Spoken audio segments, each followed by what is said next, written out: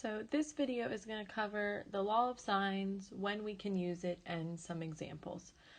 So starting off with just one of the formulas, just like with law of sines, it's really important that we label our triangle, right? And we remember that, side A is across from angle A, side B is across from angle B, and side C is across from angle C. Okay, so we're all, you might not be given a triangle that's labeled, or maybe it'll be labeled with different letters, but you have to know what the formula is referring to. Okay, and we actually have 3 different versions of the formula. One for kind of each side and each angle. So we've got a squared equals b squared plus c squared minus 2bc times cosine of a. So this will be used, and let me see if I can pick a better color. This will be used when I'm looking for A, when I'm looking for side A or angle A. This one will be used when I'm looking for side B or angle B. And then this one will be used when I'm looking for side C or angle C. Okay, so just like with law of sines, we kind of, not only do we have to pick which one we're going to use, we have to pick which version of the formula or which part of the formula we're going to use.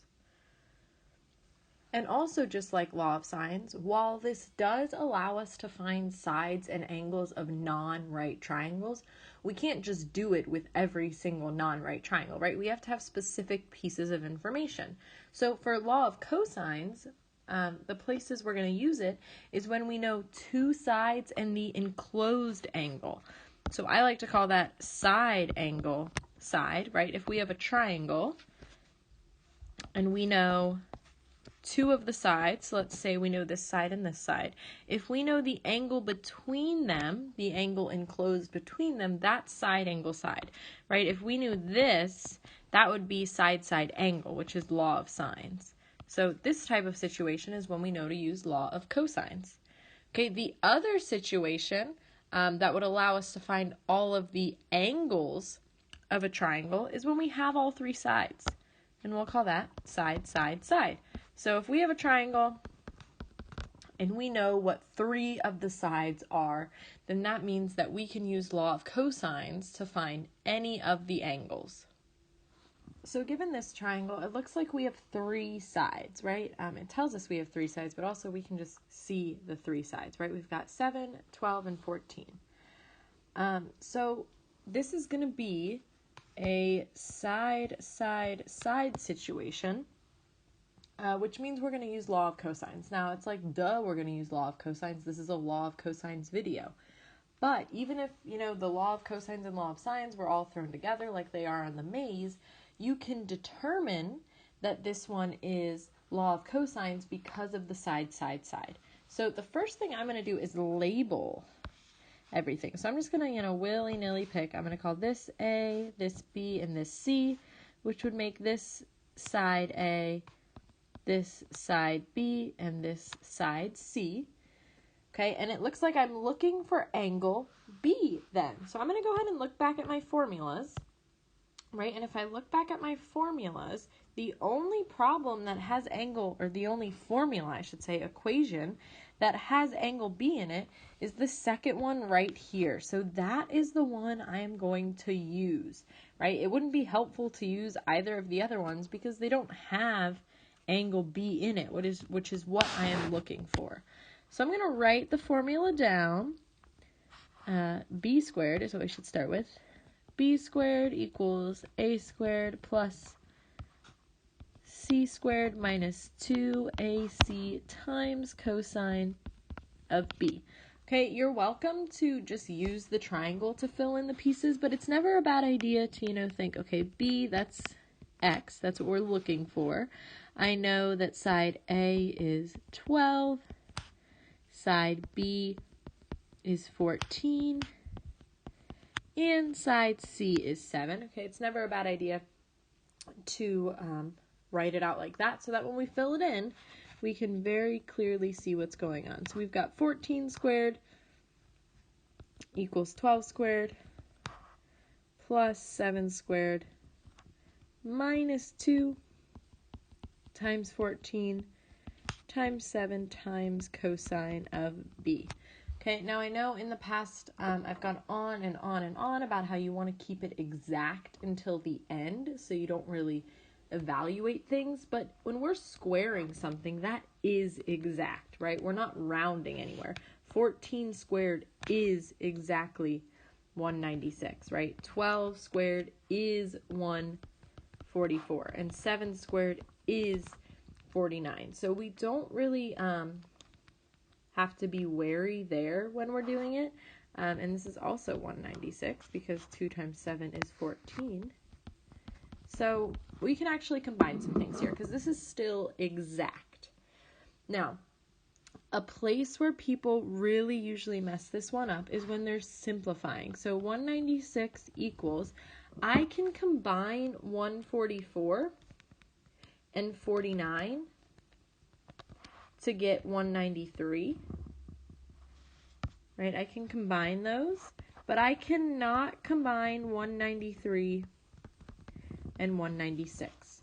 Okay, 193 is a number. 196, it has cosine of b attached to it, right? That would be like if you did this and said, oh, that's, negative 3x, right? These are not like terms, so we cannot combine them, right? So our goal now, since we're looking for what b is, our goal now is to isolate cosine of b, to undo what's being done to it. Okay, so let's take a look at that on a different page. So 193 is technically being added here, right? It's a positive 193 minus that entire term. It's almost as if we had 196 equals 193 minus 196x. The first thing we would do is subtract 193. Okay, and the rules apply here as well. I'm going to undo an adding of 193 by subtracting it from both sides. So that's going to give me 3 equals negative 196 times cosine of b. Okay, again, it can be really, really tempting to want to add 196 to both sides. But remember, we undo the operation with the opposite operation. So this is not a subtraction. If we were to add, we would have to add the whole term, right? This is a multiplication problem. This is 196 times cosine of b. So we undo multiplication with division. So we will divide, oops, I was on eraser. We will divide both sides by negative 196. Now, this you do want to leave exact, right? 3 divided by negative 196 is a repeating decimal, and we don't want repeating decimals in the middle of our problem. So we're just going to leave it as negative 3 over 196 is equal to cosine of b. And now this goes back to what we talked about a little bit in class with the warm-up as to properties of inverses. So we know if we have, function f of x and we have the inverse of f of x, the composition of a function and its inverse in, either way is going to leave us with just the input. So f inverse of f of x leaves us with just x. F of f inverse of x, again, leaves us with just x. So we're going to apply that idea with cosine and cosine inverse, because those are functions and they are inverses of each other. So I'll take cosine inverse of this side, cosine inverse of this side. Well, cosine inverse of cosine is b. And here, this is just something we'll type directly into our calculator, right? And what buttons will we hit? Well, we will do second cosine. First of all, making sure our calculator is in degree mode. Second cosine will have a little cosine inverse pop up, and I can draw that right here. So your calculator screen will look like this, cosine inverse, and then you just hit negative 3 divided by 196 close out that parenthesis, and you should get 90.877, which we are going to round to 90.9.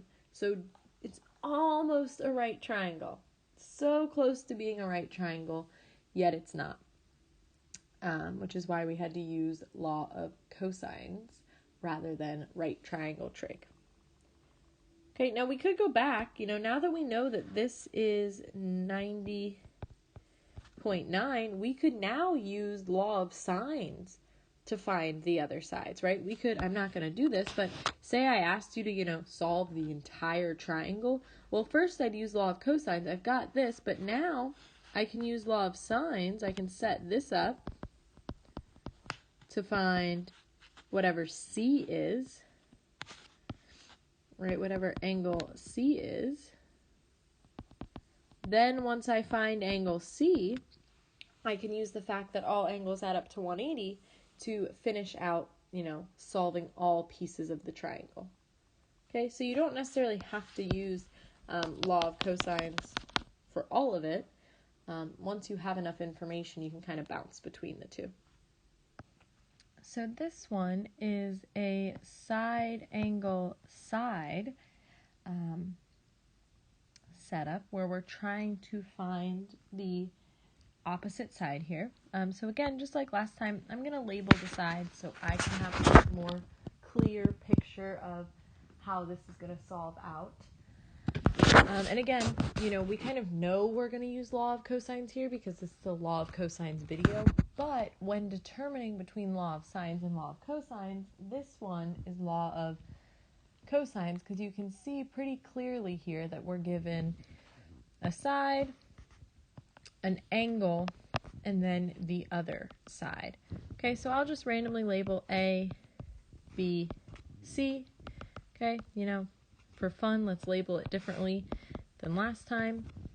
It could be A, B, C, like so. And then what we can do from there is label the sides. So across from angle A is side A. Across from angle B, side B. Across from angle C is side C.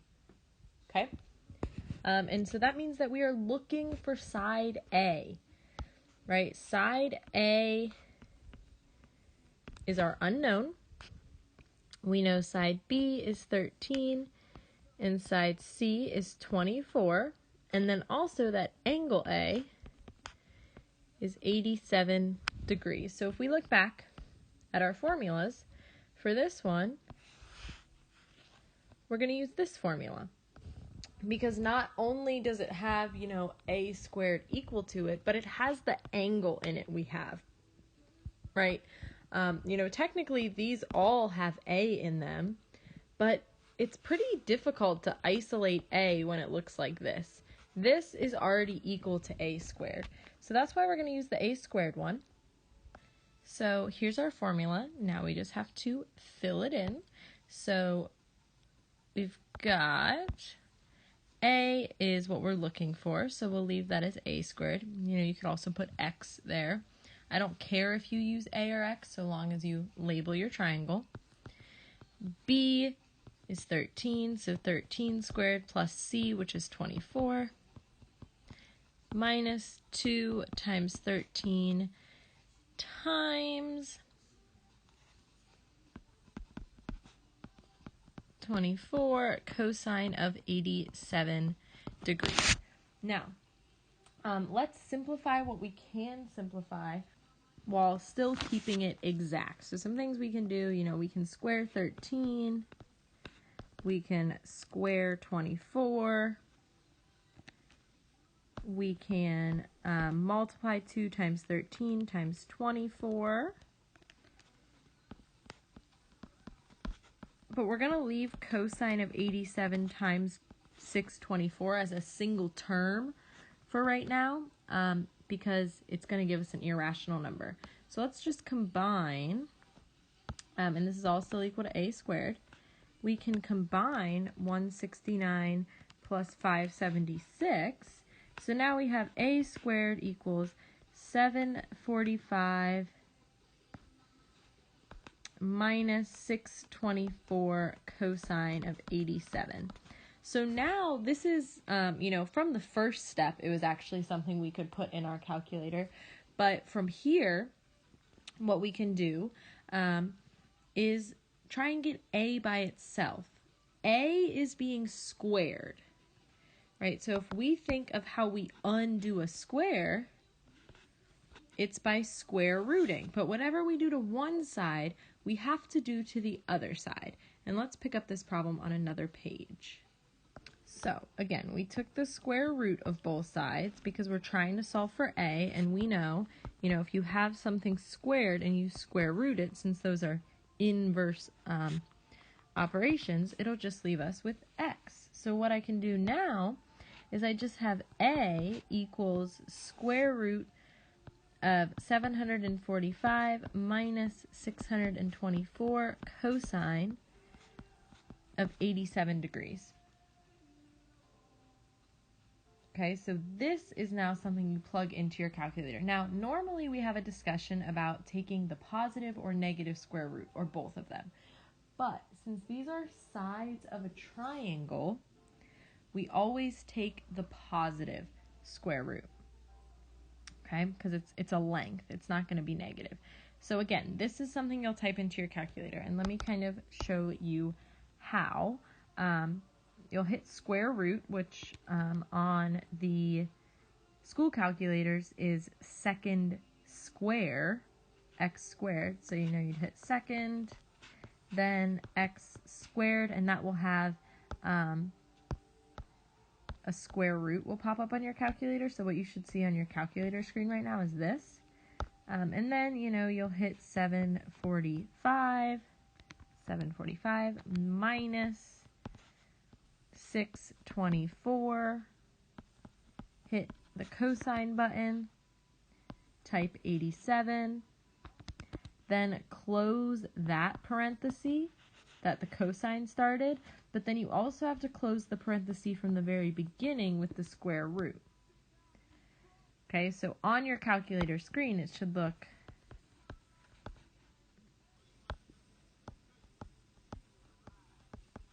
like this. Okay, remember, again, we've got to close out both sets of parentheses.